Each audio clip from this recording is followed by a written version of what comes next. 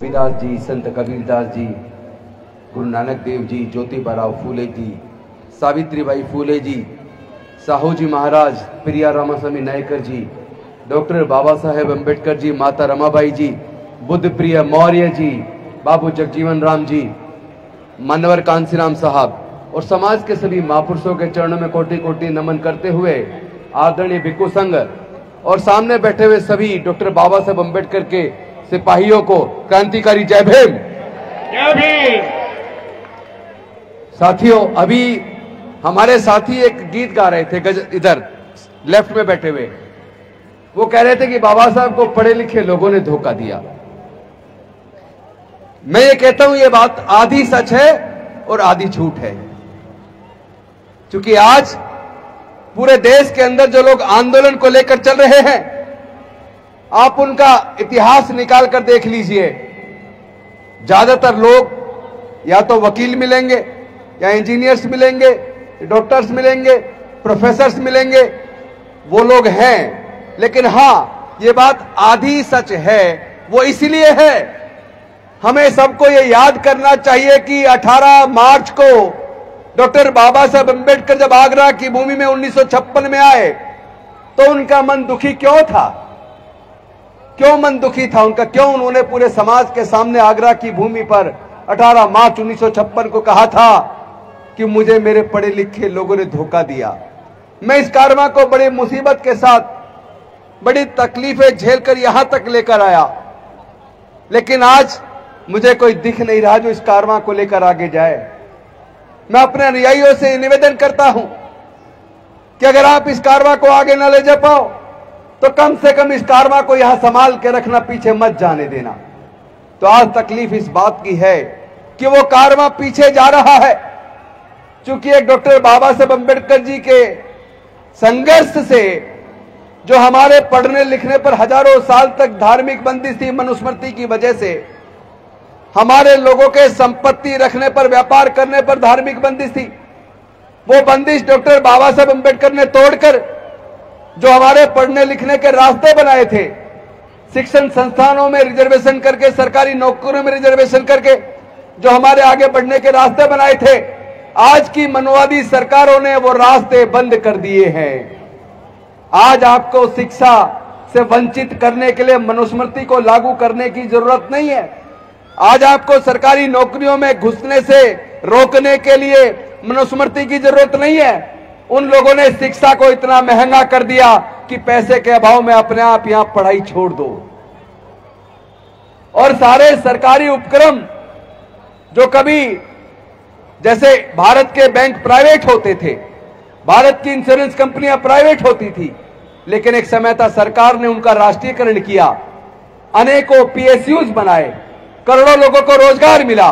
आज की इस मनुवादी सरकारों ने एक एक करके सारे पीएसयूज बेच दिए, आपकी नौकरियां बंद हो गई और ठेकेदारी प्रथा में रहा सहा नौकरियां वो ठेके पे दे दी, आउटसोर्स कर दी, और साथ में लेटरल एंट्री लाकर अब तो आईएएस भी बना रहे हैं। कहां हैं हम? कहां हैं? क्या इसीलिए डॉक्टर बाबा साहब अम्बेडकर ने कुर्बानी दी थी?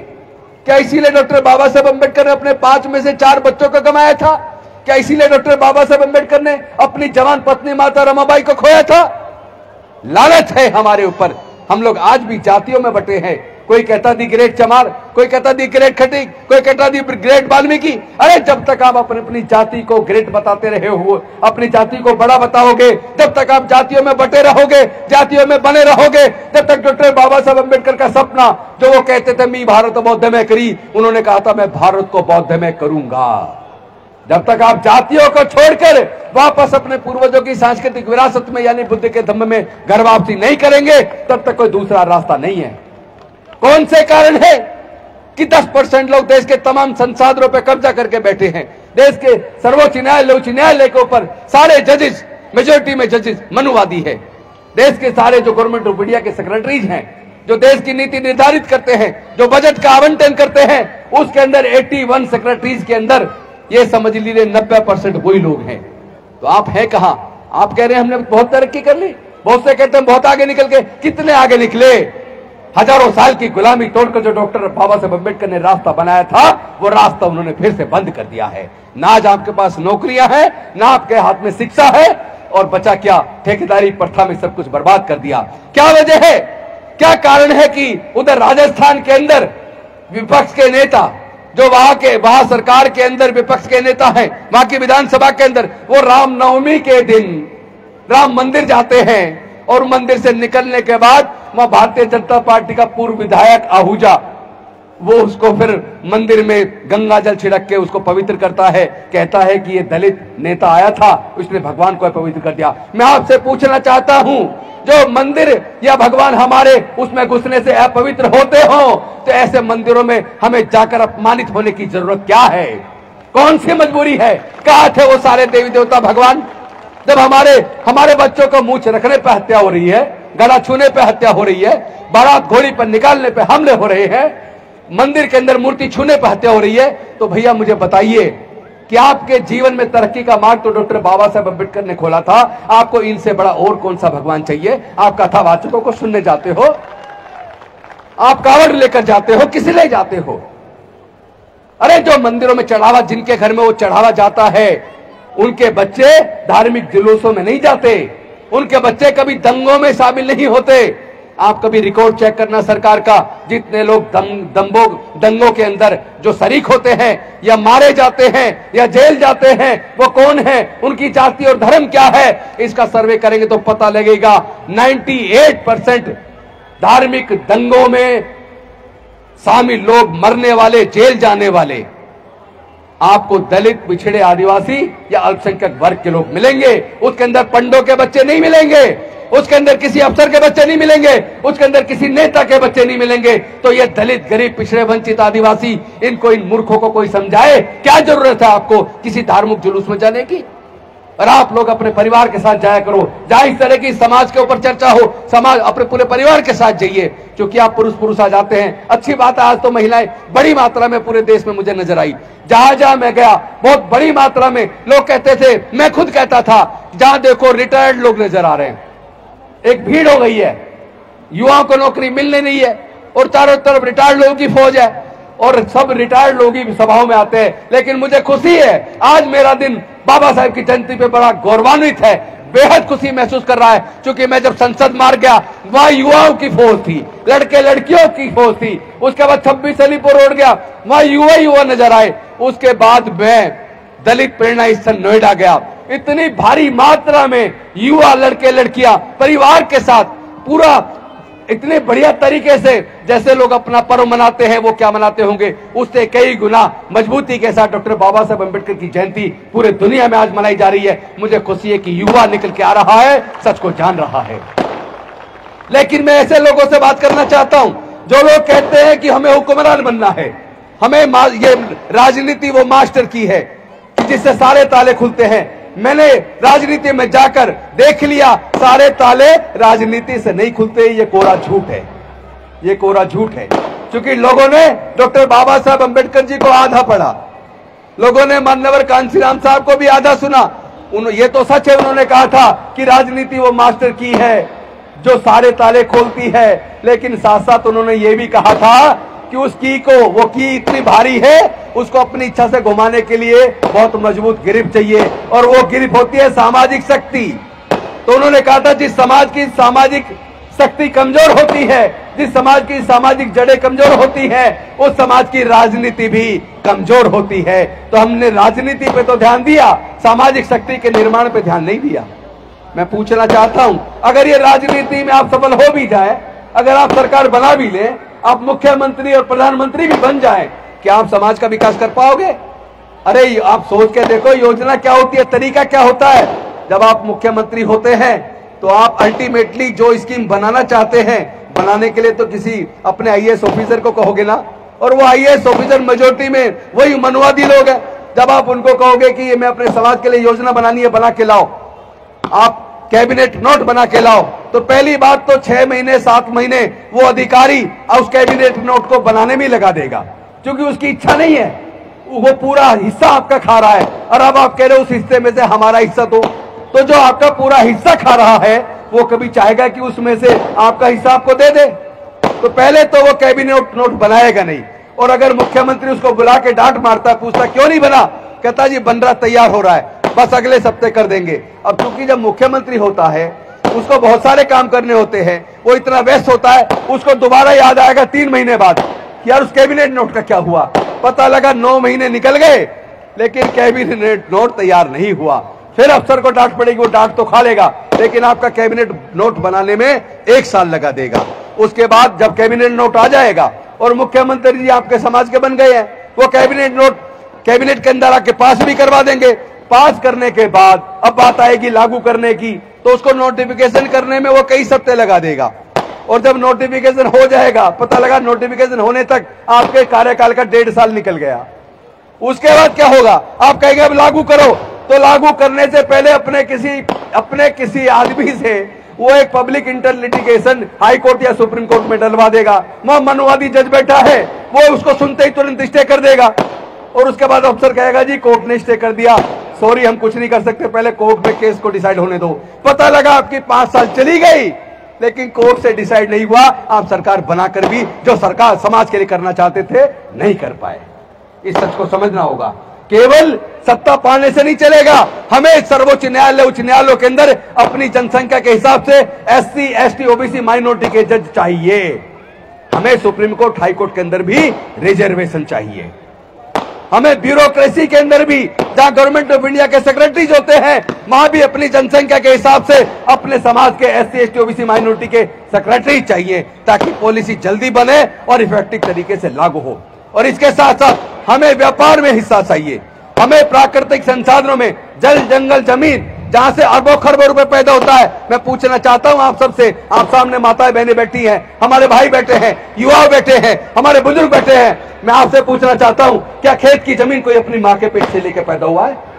अगर कोई खेत की जमीन अपनी मां के पेट से लेकर पैदा नहीं हुआ, ये पर्वत जहां से उत्खनन होता है, रेत का, उसका रोड़ी, बदरपुर, ये सब बनता है, और साथ में पत्थर, आपका संगमरमर और दूसरे तरह के पत्थर, ग्रेनाइट, वो जो खाने हैं वो प्राकृतिक है या कोई अपनी मां के पेट से लेकर आया है? अगर प्राकृतिक है तो उसमें आपका और हमारा हिस्सा कहां है? उसके मालिक कुछ ही लोग क्यों हैं? देश में व्यापार में हमारा हिस्सा क्या है? हमारी स्थिति क्या है? नदियों से उत्खनन होता है, जंगल से उत्खनन होता है, उसमें हमारा और आपका हिस्सा कहां है? क्या हमारे समाज को अपना हिस्सा मांगना नहीं चाहिए? क्या हमारी जो सरकारें जब बनती हैं, हमारे लोग वहां नेता हैं, हमारे MP MLA हैं, बाबा साहब के दिए हुए रिजर्वेशन से आप संसद मंत्री बन गए, आपकी जिम्मेदारी नहीं है समाज के दुख दर्द के लिए बोलने की? आपकी जिम्मेदारी नहीं है समाज के मुद्दों को उठाने की? वहां जाके गूंगे बहरे बन के बैठ जाते हैं, डरते रहते हैं कि कहीं मेरा टिकट कट जाएगा। अरे तुम 90% लोग हो, वो 10% लोग क्या तुम्हारा टिकट काटेंगे? तुम तय कर लो तो उन 10% लोगों को टिकट देने का काम तुम करोगे। वो कौन होते हैं तुम्हारे टिकट काटने का? आप अपनी शक्ति को पहचान नहीं रहे। अपनी शक्ति को पहचानो और जहां असली ताकत है उसमें हिस्सा मांगो। केवल सत्ता में नहीं चाहिए, हमें पावर, शेयर इन पावर चाहिए, यानी जहां पावर होती है उसमें हिस्सा चाहिए। हमें व्यापार में हिस्सा चाहिए, प्राकृतिक संसाधनों में हिस्सा चाहिए, ब्यूरोक्रेसी में टॉप लेवल पे हिस्सा चाहिए, हमें यूनिवर्सिटीज के अंदर वाइस चांसलर की पोस्ट पे हिस्सा चाहिए, हमें प्रोफेसर की पोस्ट पे हिस्सा चाहिए, डीन की पोस्ट पे हिस्सा चाहिए, रजिस्ट्रार की पोस्ट पे हिस्सा चाहिए, हमें DM जो बनते हैं उसमें हिस्सा चाहिए। क्योंकि आप IAS तो बन जाएंगे लेकिन बहुत कम होता है कि आपको DM लगाएं, बहुत कम होता है कि आपको SSP लगाएं। जहां पावर है वो पावर वाली पोस्ट नहीं देंगे, आपको दाएं बाएं साइड में रखेंगे। तो ये लड़ाई बहुत महत्वपूर्ण है, इसको लड़ना होगा। बाबा साहब की एक घटना मैं आपको याद दिलाता हूं। मैं आपको बताता हूं, 5 दिसंबर 1956 की रात, जब रात्रि को उनका सोने का समय हुआ तो नानक चंद रत्तू उनके पास थे। उन्होंने उनको कहा कि बाबा साहब काफी टाइम हो गया, अब आप सो जाइए, मैं भी चला जाता हूं। उन्होंने उनके पैर ऊपर बिस्तर के ऊपर किए और तकिया उनके सिरहाने रखा और उनको लिटाया। लिटाने के बाद नानक चंद रत्तू से डॉक्टर बाबा साहब अम्बेडकर कहने लगे, ए रत्तू, आज मेरा मन बड़ा दुखी है। तो रत्तू ने कहा, बाबा साहब ऐसी क्या बात है, आप आज ऐसी बात क्यों कर रहे हैं? तो डॉक्टर बाबा साहब अम्बेडकर ने कहा, मैं इसलिए दुखी हूं, इस कारवां को इतनी मुश्किल से मैं यहां तक लाया था, लेकिन मुझे मेरे बाद कोई दिख नहीं रहा जो इस कारवां को लेके चले। मेरा शरीर भी साथ नहीं दे रहा, बीमारी बढ़ती जा रही है, क्या पता मैं कल रहूं ना रहूं, शायद मैं बहुत ज्यादा लंबा ना जी पाऊं, तो इस मूवमेंट को लेके चलेगा कौन? तो इस बात से डॉक्टर बाबा साहब अम्बेडकर ये कहकर बहुत दुखी थे और नानक चंद्रत्तू उनको लिटाकर चले गए। लेकिन जब अगली सुबह नानक चंद्रत्तू आए तो डॉक्टर बाबा साहब अम्बेडकर हमारे बीच नहीं थे। क्या हमें चिंता नहीं होनी चाहिए कि डॉक्टर बाबा साहब अम्बेडकर का जो दुख था, जो पीड़ा थी, उस पीड़ा को दूर करने की जिम्मेदारी किसकी है? आप एमएलए बन जाएंगे, एमपी बन जाएंगे, मंत्री बन जाएंगे, आईएएस बन जाएंगे, डॉक्टर बन जाएंगे, जज बन जाएंगे, कलेक्टर बन जाएंगे, प्रोफेसर बन जाएंगे, तो क्या हुआ? ये जो भी कुछ बने तुम्हारी कमाई नहीं है, ये डॉक्टर बाबा साहब अम्बेडकर देकर गए हैं। ये डॉक्टर बाबा साहब अम्बेडकर देकर गए हैं। ये तुम्हारी अपनी कमाई है नहीं है। तुम्हारी जिम्मेदारी बनती है समाज के हक अधिकार के लिए लड़ने की। तुम्हारी जिम्मेदारी बनती है समाज को उसकी शक्ति, उसकी ताकत, उसका हक, उसको वापस दिलाने की। अगर आप ऐसा नहीं करते, अगर आप उनके मुद्दों पे नहीं लड़ते, तो लानत है आपके एमपी, एमएलए और मंत्री बनने पर। फिर क्या फायदा? समाज को क्या मिला? अगर डॉक्टर बाबा साहब अम्बेडकर को पता होता कि हमारे समाज के लोग ये सारी कुर्सियों पे जाने के बाद समाज के साथ गद्दारी करेंगे, तो सोच के देखो, क्या डॉक्टर बाबा साहब अम्बेडकर ऐसा करते? क्या वो अपने 5 में से 4 बच्चों को गंवाते? क्या अपनी जवान पत्नी को हमारे लिए अपने आग में झोंक देते? अपना पूरा जीवन जलाकर वो हमें सब कुछ देकर गए। लेकिन हम क्या कर रहे हैं? हमें अब जिम्मेदार बनना होगा। हमें समाज की इस लड़ाई को बुद्धि और विवेक से लड़ना होगा। एक तरफ आजकल हम देख रहे हैं कि सुप्रीम कोर्ट, जिसके बारे में ये कहते थे कि वो तो कानून से चलता है, वो तो साक्ष्यों के आधार पर निर्णय देता है, लेकिन हमने देखा राम मंदिर वाले मसले पर, चूंकि वहां जब खुदाई हुई तो खुदाई में पता लगा वहां साकेत नगरी थी, सारे अवशेष बुद्ध के निकले। लेकिन वहां साक्ष्यों को ताक पर रखकर, कानून को ताक पर रखकर सुप्रीम कोर्ट के जजों ने आस्था के आधार पर जजमेंट दे दिया। और उधर हमारी आस्था का केंद्र जहां तथागत बुद्ध को ज्ञान की प्राप्ति हुई, वो महाबोधि महाविहार, उसके अंदर 4-4 पंडे कब्जा करके बैठे हैं। मैं पूछना चाहता हूं, आपकी विरासत क्या है? क्या आप इस बात को नहीं मानते? हमारे पूर्वज बौद्ध थे। सम्राट अशोक के टाइम पे म्यांमार से लेकर काबुल कंधार तक पूरा भारत बौद्ध में था।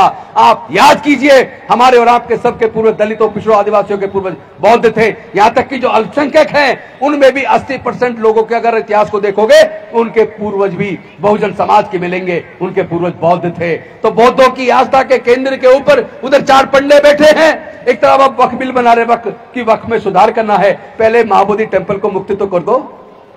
महाबोधि टेम्पल बौद्धों का है, उसे हम लेके रहेंगे।